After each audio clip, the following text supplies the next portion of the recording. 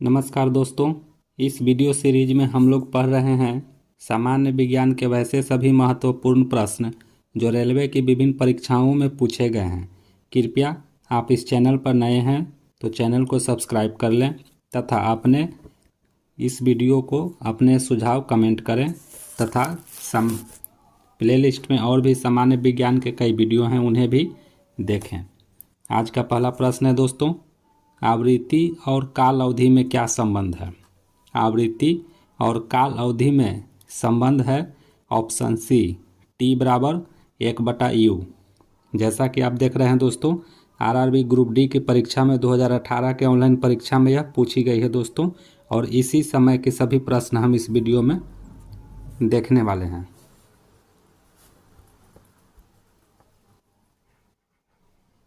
की व्याख्या देखते हैं दोस्तों। हम जानते हैं कि कंपन की आवृत्ति किसी कंपन करने वाली वस्तु द्वारा 1 सेकंड में किए गए कंपनों की संख्या के बराबर होती है। यदि आवृत्ति को u से प्रदर्शित करें, u कंपन में लगा समय 1 सेकंड, तो 1 कंपन में लगा समय 1/u सेकंड। इस प्रकार t बराबर 1/u हो जाएगा। अगला प्रश्न है दोस्तों, किसी वस्तु द्वारा विराम की अवस्था अथवा गति की अवस्था के विरोध की प्रवृत्ति को क्या कहते हैं? तो इसे जड़त्व कहते हैं। सही आंसर बी। इसकी व्याख्या भी दी गई है दोस्तों। किसी वस्तु द्वारा अपनी विराम अवस्था एवं गति अवस्था में परिवर्तन किए जाने के प्रति विरोध की प्रकृति को जड़त्व कहते हैं। अर्थात वस्तु द्वारा जब अपनी गति अवस्था का विरोध किया जाता है तो यह गति का जड़त्व कहलाता है। जब वस्तु अपनी विराम अवस्था में परिवर्तन का विरोध करती है तो यह विराम का जड़त्व कहलाती है। अगला प्रश्न है, गति के समीकरणों के संबंध में निम्नलिखित में से कौन सा कथन गलत है? तो गलत हो जाएगा दोस्तों सही ऑप्शन नंबर ए, 2as बराबर u square minus v square, यह गलत हो जाएगा। इसकी व्याख्या देखते हैं। त्वरित रेखीय गति के लिए अंतिम वेग v का मान प्रारंभिक वेग u से अधिक होता है, अतः 2as बराबर u माइनस v स्क्वायर समीकरण गलत है, जबकि सही आंसर होगा 2as बराबर v square minus u square.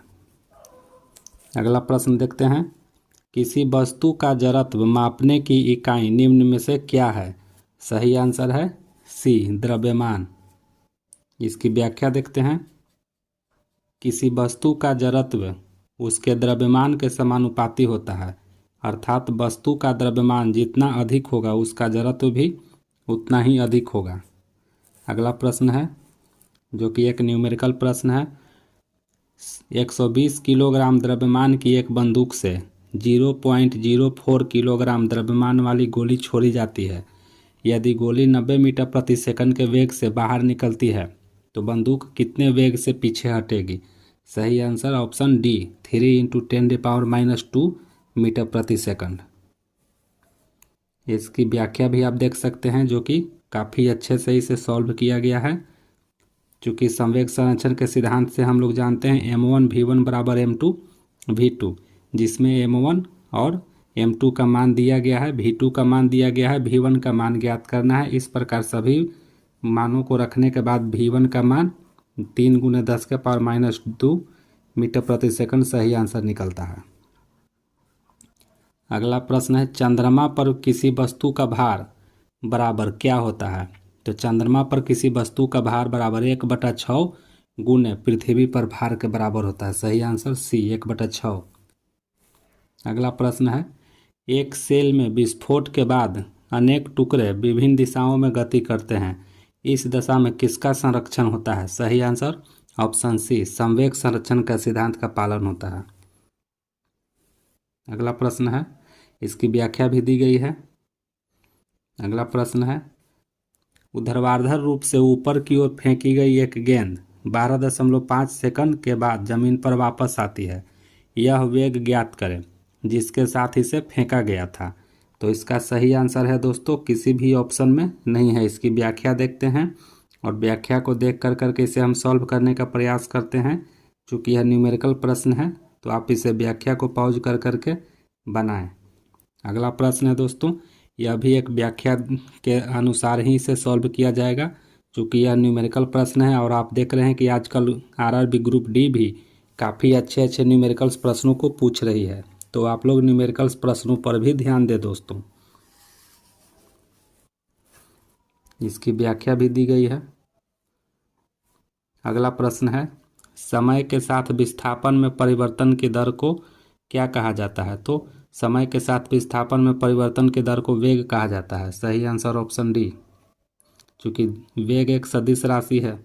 वेग परिवर्तन की दर को विस्थापन परिवर्तन की दर को ही वेग कहा जाता है।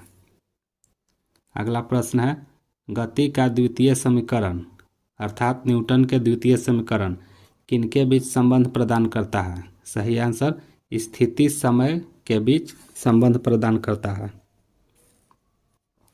अगला प्रश्न है, गति का द्वितीय समीकरण वस्तु द्वारा एक निश्चित समय में चली गई दूरी को व्यक्त करता है, अर्थात यह समीकरण वस्तु की स्थिति समय में संबंध स्थापित करता है। गति के द्वितीय समीकरण के अनुसार s बराबर ut plus half T square होता है। अगला प्रश्न है, बल गुने विस्थापन के बराबर होता है? तो बल गुने विस्थापन कार्य के बराबर होता है। सही आंसर डी। अगला प्रश्न है, वह प्रक्षेपण कोण ज्ञात कीजिए जिसके लिए परास और अधिकतम ऊंचाई बराबर होती है। तो परास और अधिकतम ऊंचाई दोनों बराबर होती है tan इनवर्स 4, अर्थात tan इनवर्स 4। सही ऑप्शन बी। इसकी व्याख्या भी दी गई है दोस्तों, व्याख्या भी देख सकते हैं आप लोग।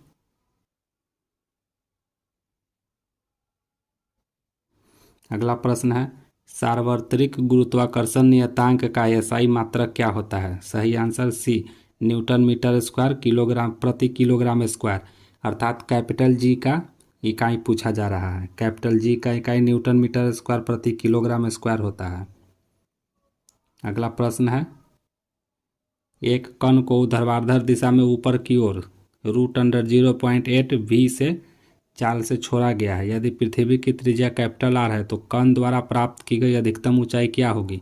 अधिकतम ऊंचाई होगी 4r। सही आंसर ऑप्शन ए। इसकी व्याख्या भी दी गई है, आप इसकी व्याख्या भी देख सकते हैं।